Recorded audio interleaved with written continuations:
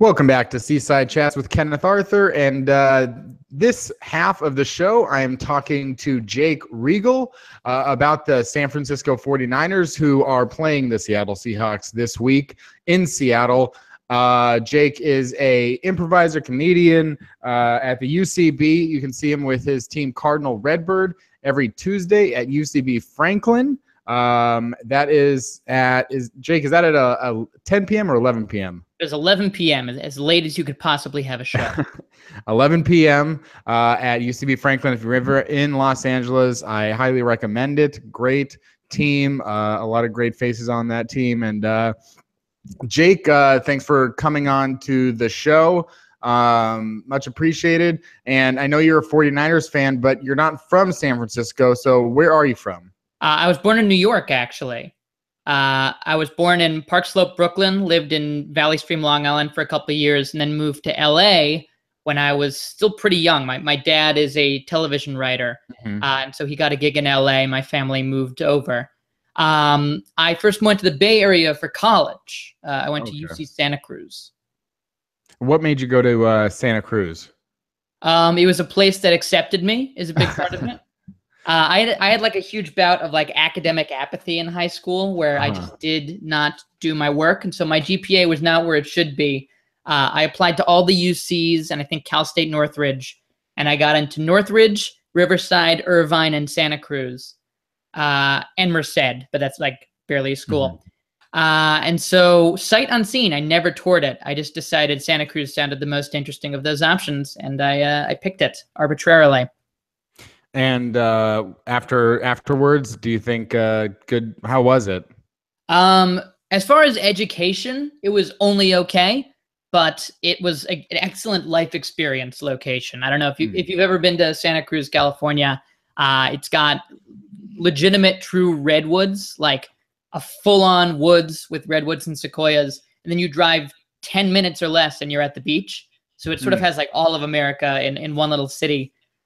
Plus a lot of drugs. So it was a great time for a teenager.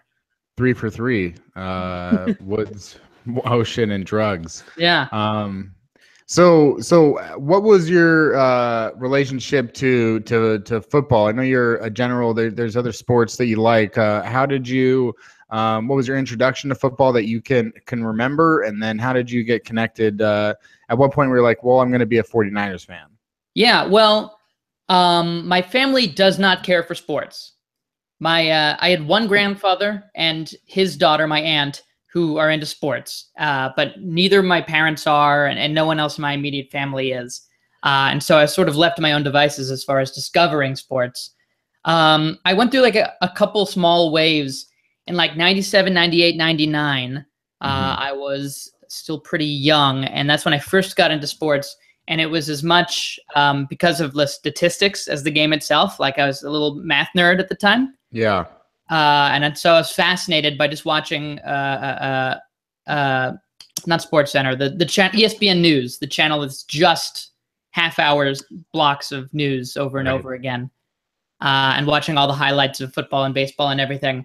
And that's when I first got into most sports. And with football, I picked my teams originally based off what I thought had the coolest logos. Yeah. This was post LA having teams, and I wasn't raised with the Giants or Jets.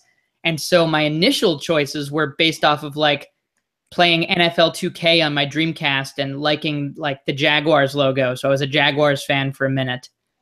But then I set football aside, sports aside in general, for another good half decade, and really picked it back up in earnest around 06, 07, which is when I was in school. And then my home team would have been either the Niners or Raiders, and the Raiders were the worst team in the league at the time, so it was an easy choice. Yeah. I mean, in hindsight, the San Francisco 49ers were 2-14, and I mean they were coming up because they had Alex Smith, and maybe that was a source of hope at the time, right? A source of consternation, absolutely it was. Yeah, him and he. I think Jared Goff is now the new Alex Smith with his tiny hands. Yeah. But yeah, so I didn't have my pick of the litter really, being a Bay Area football fan. But I picked the Niners. So, I mean, there were obviously some average middling years over there. What were your thoughts? Because especially, if you were going with the Bay Area, I don't know how at UC Santa Cruz, obviously you don't have the Pac-12 rivalries. When Jim Harbaugh went to San Francisco from Stanford, how did you feel about that? All of that stuff? Right. Well, first of all, UC Santa Cruz does not even field the football team. So we're not even Division III or anything. It just does not exist. Okay. So it was not a huge. I've been pushed away from athletics my entire life, and it's a miracle I watched them at all. Jim Harbaugh. I used to think that I was sort of the camp that coaching was almost a myth in a weird way. That the talent of a roster was 99% of it, and then coaching was maybe one little intangible part of what made a team good. Mm-hmm. But I thought that the effect of a head coach, be they good or bad, was a little bit overblown. But then Jim Harbaugh happened, and that really took me by surprise. Because if you remember the year that he showed up, the Niners, well, actually, I think it was 8-8 the first year. I might be misremembering that. But then the next year, they were supposed to get worse. I remember reading that the Niners had a terrible offseason, and they were going to have to enter a rebuilding phase. And that was the first year that they were, whatever it was, 12-4, and they just totally crushed it out of nowhere. And it made me think, oh, maybe having a competent head coach matters. And then, in the following years, we learned that Jim Harbaugh was, in all likelihood, doing horrible mental things to all of his players. But I didn't know that at the time. I thought he was great. I mean, the results do speak quite well of Jim Harbaugh, not just, and in San Francisco before and when he got there, but since he left, or was, pushed out, and, where Michigan was before he got there, where Stanford was before he got there. He seems to be pretty good. Yeah, well, I'm speaking 100% out of my ass. Sorry if I can't swear. Oh, no. But it feels like Jim Harbaugh is probably extremely intense. That's a known fact. But I think he works better in a college system because people only have to deal with him for 4 years. Yeah. You don't get your Patrick Willis's retiring or Borland, was that his name? Several 49ers retiring within a couple of years. I think that had to have something to do with Jim Harbaugh. I think he really pushed those guys, and he got football results, but it may have taken a mental toll on the team.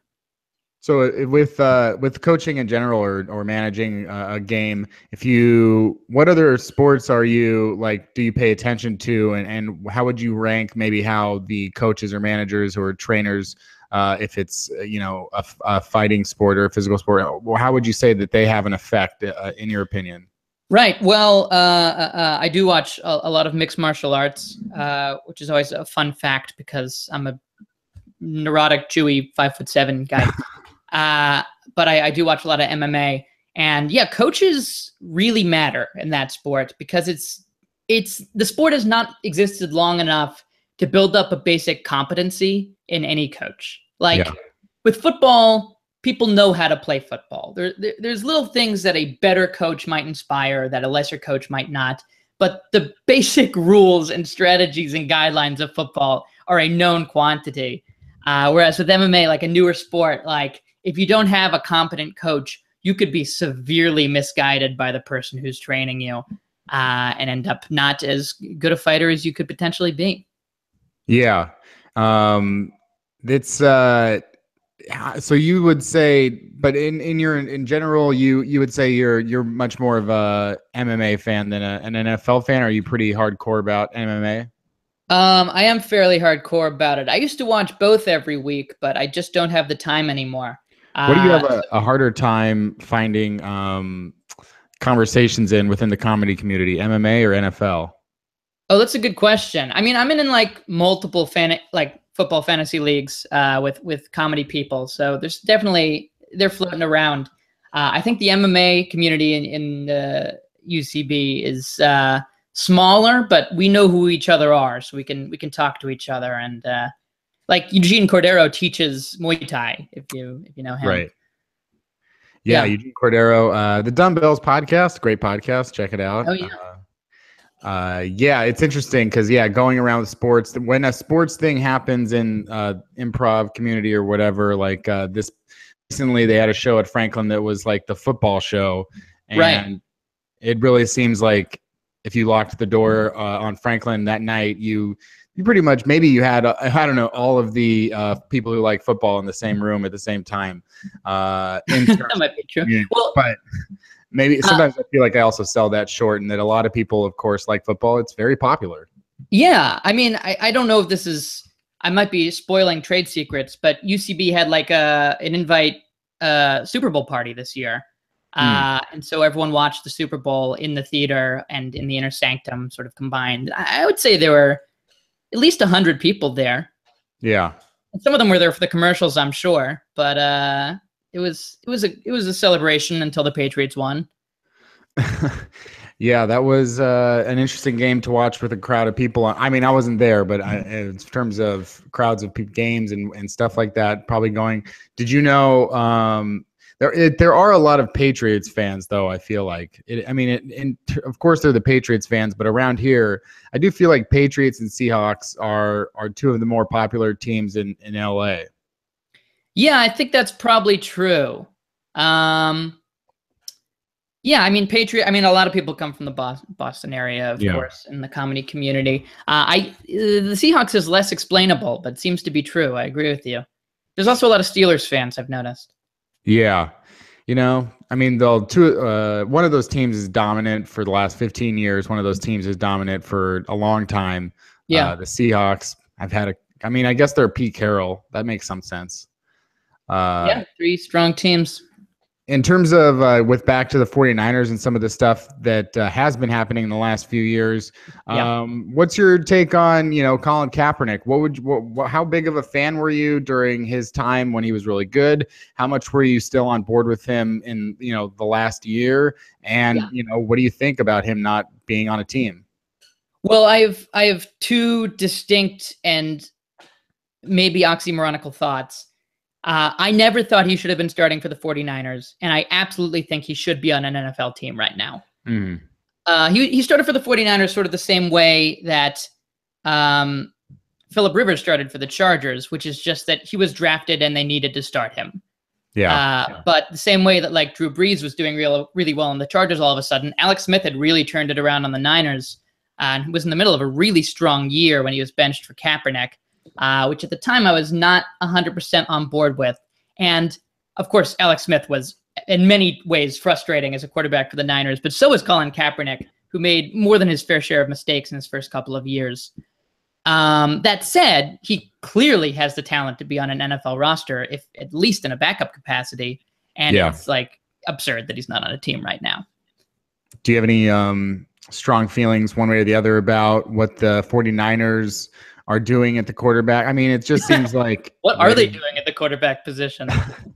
It seems like they're just sort of like it felt like when they hired Jim Tomsula, it was a clear signal that they were going to hire somebody else in a year, and they were just waiting.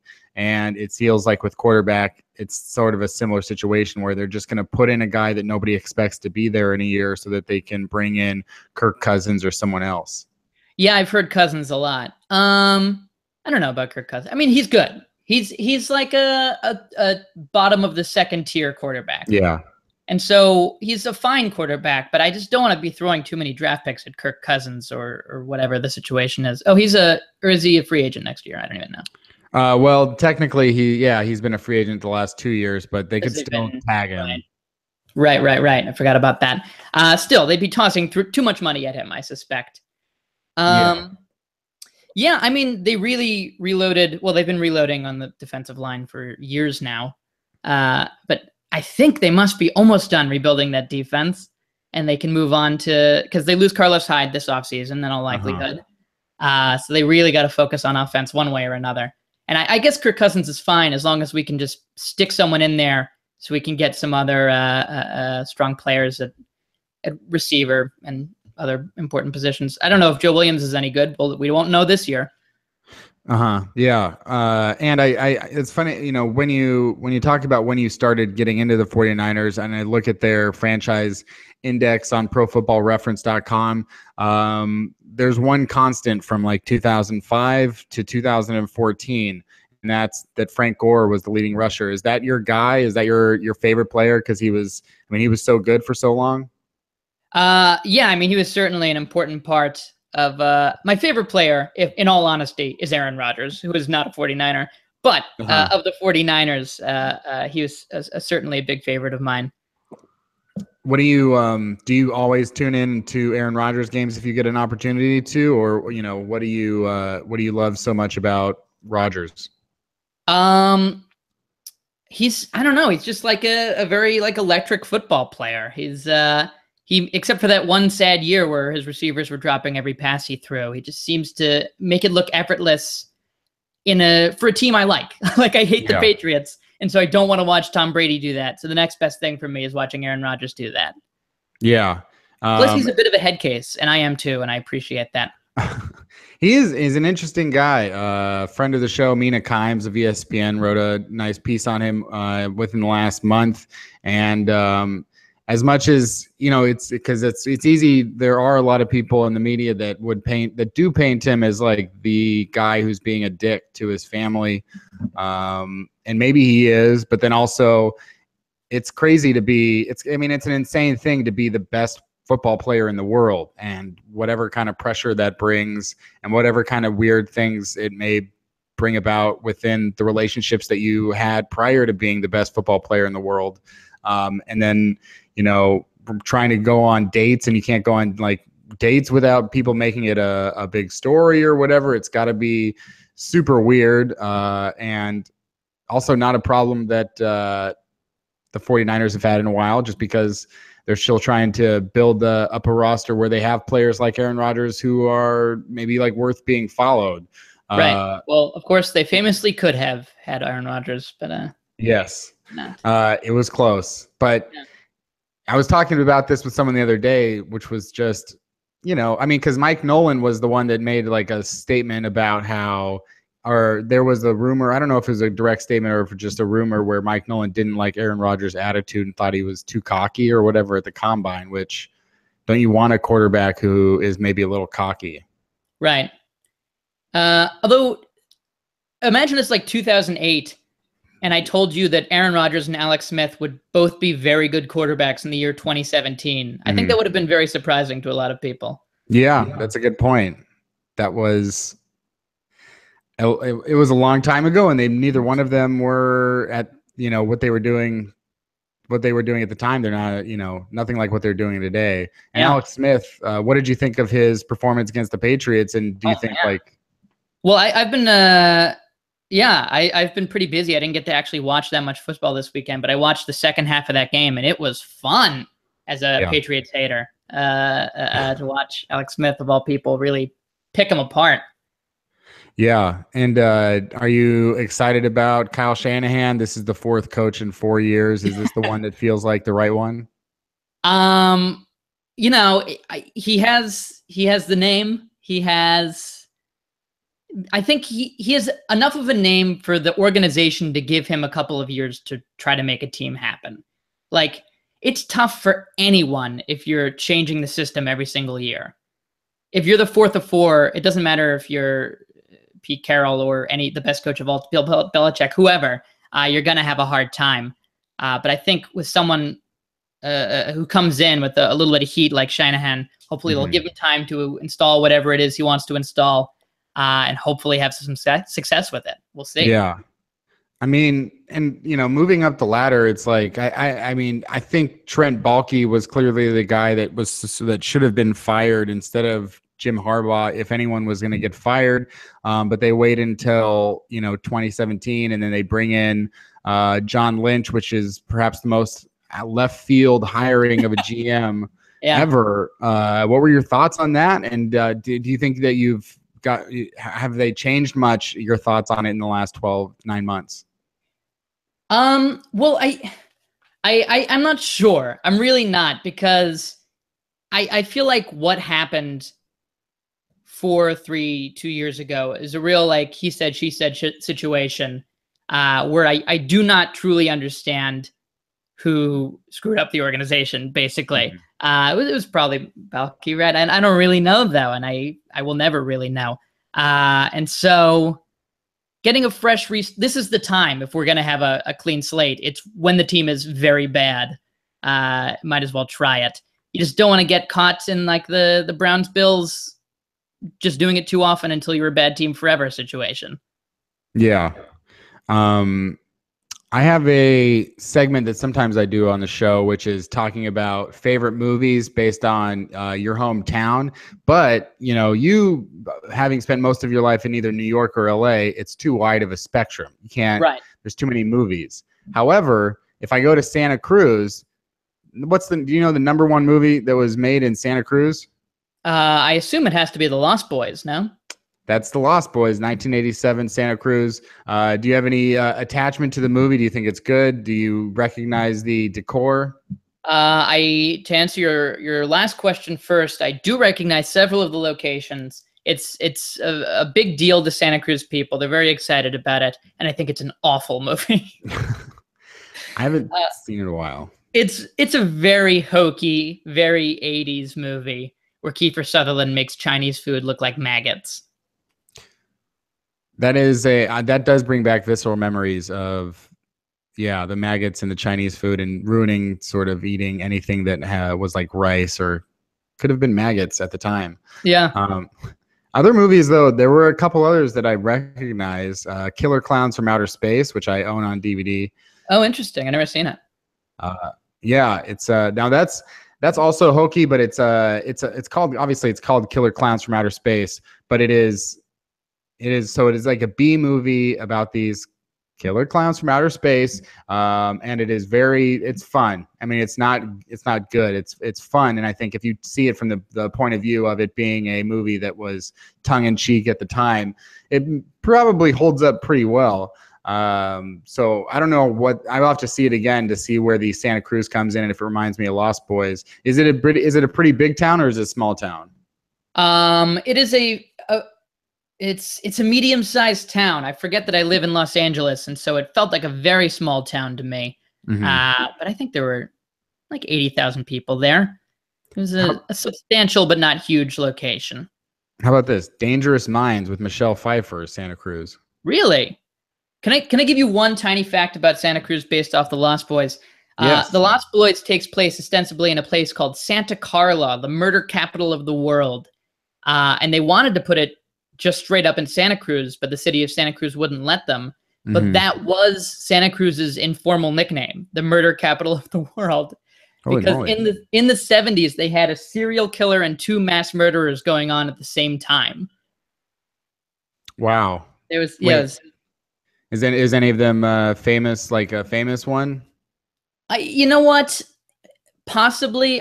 All I have is like hearsay rumors about who it was. I never actually did the research. And so I feel guilty making it permanent and saying on a podcast what the truth was because I don't really remember. And there was one other movie that I can throw in here, which I think is interesting because unlike Lost Boys or Killer Clowns, it's nominated for 2 Golden Globes for acting. Has an 8 on IMDb. It's a very well-renowned film. Harold and Maude. Wait, what part of Harold and Maude was shot in? I've seen Harold and Maude several times. Well, I'm trying to figure it out. This is an IMDb list where they say it's just matching location: Santa Cruz, California, Lost Boys, Killer Clowns, Dangerous Minds, and then Harold and Maude, as well as Chasing Mavericks, the surfing movie, and some other things. So maybe I'll have to do the boardwalk scene. There's a boardwalk scene in Harold and Maude. Yeah, they do go outdoors. Yeah, Santa Cruz is like a very famous boardwalk. It's overrated. It's Bay Area filming locations. Yeah, there's some stuff here on Harold and Maude, but that's a pretty good movie. So they got one. Have you seen that one recently at all? I haven't seen it recently. I think I watched it in college, which would have been 9 or 10 years ago. But yeah, I watched it in college as well. But then I rewatched it like a year ago to show my girlfriend, and there's like a part that's very stupid. Like it's mostly like a relatively grounded movie as far as any movie about a kid who pretends to kill himself all the time is. But there's one scene where Maude, Ruth Gordon, like invents a magical smelling machine where you like turn a crank and like bubbles with smells come out or something like that. And it felt very much not in the tone of the movie otherwise. It was surprising that I completely forgot that existed. Yeah, that is surprising. I guess I do have one more movie here that's well-renowned. Three Ninjas, High Noon at Mega Mountain. So. Oh, wow. So that's not the original Three Ninjas. No. This is High Noon at Mega Mountain, 2.8 on IMDb.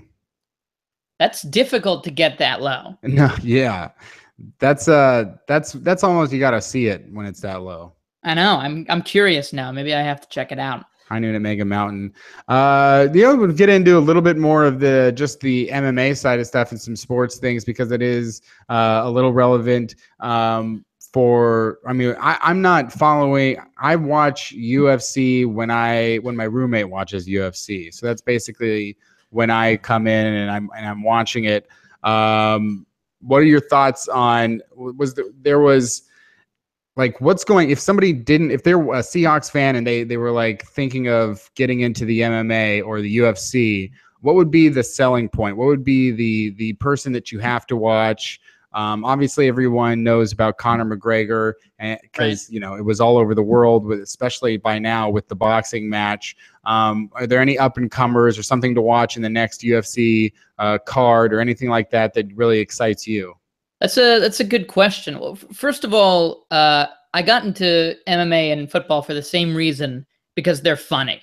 They're the funniest sports. Never do you see people so brutally and blatantly mess up as in football and MMA. Like most other team sports, it's like a team failure. I guess there's errors in baseball. But with football, people just screw up constantly, and it's very funny to me. Mm-hmm. And the same thing happens in MMA. So I had the same sort of entry point in that way. As far as individual fighters to recommend, that's a good question. I'm trying to think. The most exciting fighters to watch are usually like aggressive strikers with a good takedown defense. One of my favorite fighters, I think might be retired, unfortunately, Carlos Condit. He lost his last couple of fights.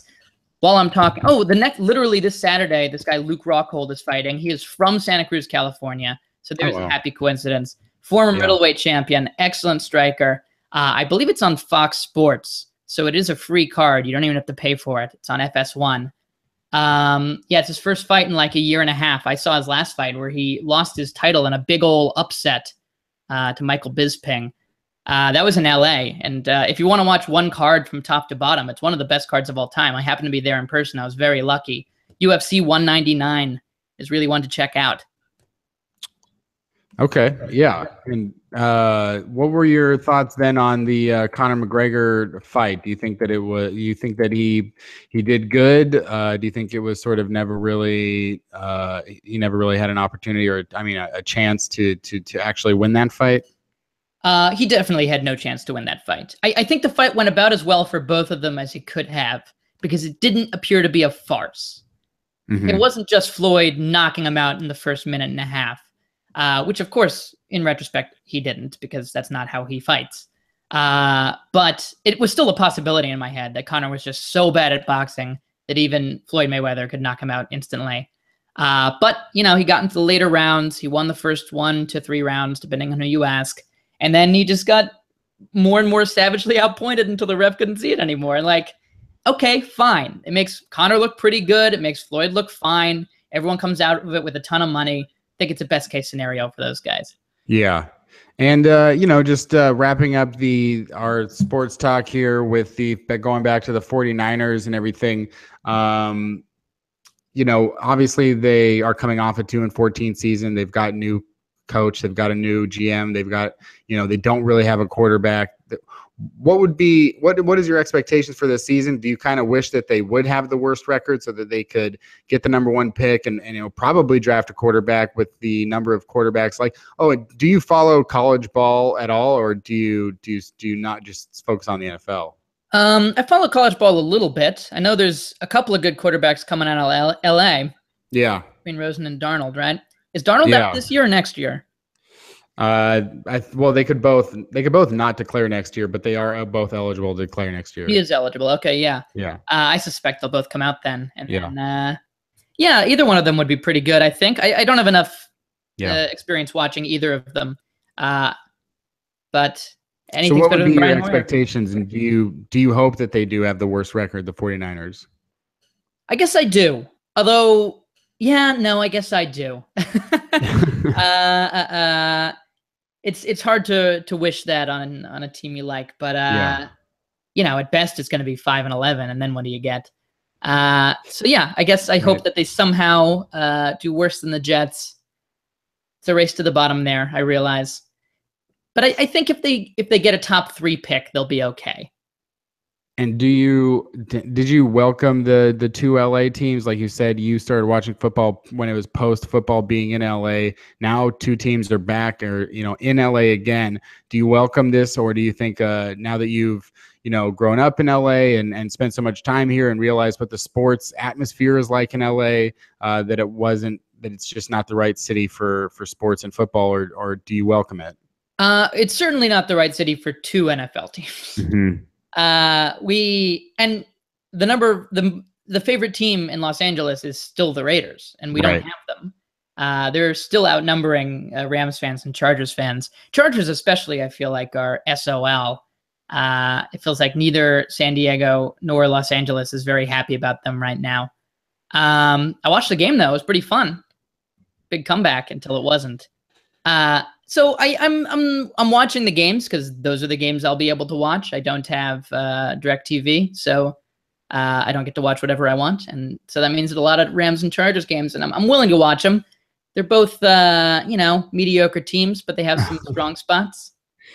Yeah, I mean, have you I'm assuming did you go to any Rams games last year, and will you go to a 49ers game when they go to come to LA this year or in the future?